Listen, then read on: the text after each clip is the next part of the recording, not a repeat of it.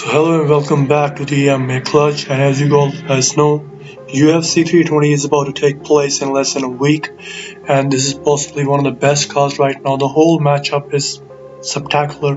We got Magomed with Corey Sandhagen, but right now I gotta talk about my main man Alex Pereira and his chances of beating Magomed Ankleav. So as we all guys know,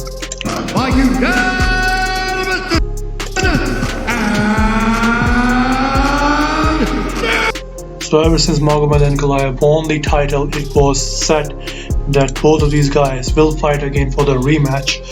So, and this is here, the day is here. Alex Pereira will be fighting Magomed Ankleav about 5 days later, and the match is here, and everybody is speculating what's going to happen.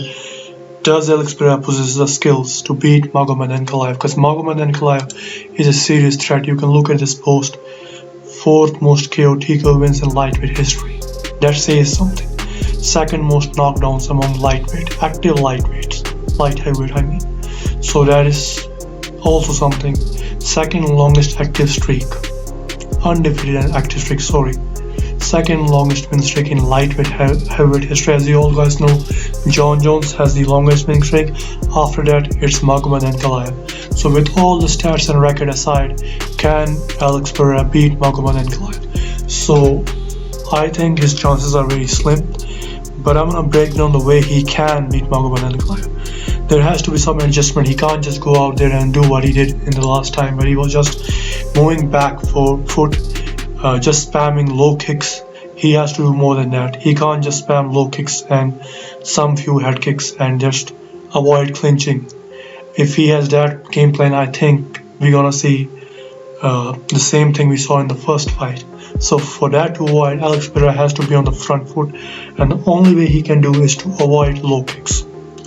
Yes, I said it. The main signature move of Alex Pereira, which is a low kick, he has to stop it. It won't work for a guy who is a southpaw. For a southpaw fighter like Magomed Ankleav, the kicks aren't going to be that effective. We have already seen it.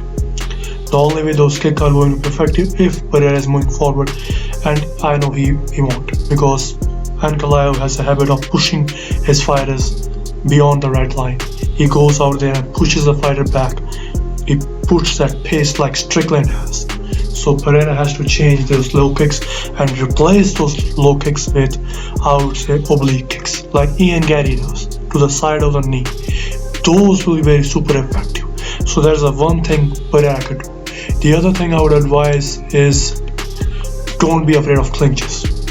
Like, if you get taken down, we saw the stats here. None of the stats here shows that Magomed Ankleav is a spectacular grappler. He can grapple, but he hasn't got potential in finishing grappling sequences. So if you do get taken down, Pereira, embrace the situation and do follow-ups, threaten the submission from below, elbows, punches, because if you do that, Magomed Ankleav will also be tired. So don't just try to avoid clinches and body locks. Embrace that mentality like Jack Della Maddalena does. So that's point number 2. Third, I would like to add, you gotta add body, you gotta add the knees to the body. You gotta do the body work. You can't just go for a head kick, head kicks and mid kicks. You gotta add knees to the body. You gotta mid kick, keep kicks. Those are very effective. Pereira was doing that against Khalid Roundtree, and look at the success he had in the later rounds. He finished Khalid Roundtree. So if he has to go out there, he has to add the keep kicks and front kicks and knees to the body and oblique kicks, so he can keep Ankleav away from him and then counter him with a left hook or something. That way he has the possibility. 4th and most important thing I would like to add is, do not rush. If you rush, I think you cannot get countered, because Pereira doesn't know that Ankleav has a very significant advantage in speed when it comes to boxing. Ankleav has a very faster hands. I've seen it many times, and we saw it in the first fight of Pereira. Pereira's speed was nowhere near Ankleav's speed when it comes to boxing, because his 1-2 was landing much more faster and cleaner than Pereira's. So these 4 points I would like to add again is that substitute your low kick with a oblique kick.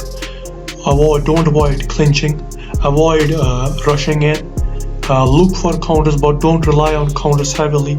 Put your face forward and body kicks and leg kicks. These are the 4-5 points I can see Pereira winning, and he has to embrace the takedown game. I would advise go for a takedown because, like I said, Ankleav is not some superior grappler like Khamzat or Islam Makhachev. He is a good grappler, but not on the level of a grappler. So go for a takedown, threaten the takedown, tug in the knees, oblique kicks all the time, and look for a jab, body jab. Don't just go for one selection shot. Throw combos. If Pereira throws combos, I think he can win. I think he has a chance of finishing Magomed Ankleav. If he can't do any of these things, this is going to be a classic victory of Magomed Ankleav. I think he might even be able to TKO Pereira because now he has the read on Pereira. So who knows? As for now, I've seen some of the articles right now. ALEXPEREIRA leaves his sparring partner needing stitches, so he's been training very hard. He's going hard on rounds. I'm going to show you one video over here. We got a video right over here. Yeah.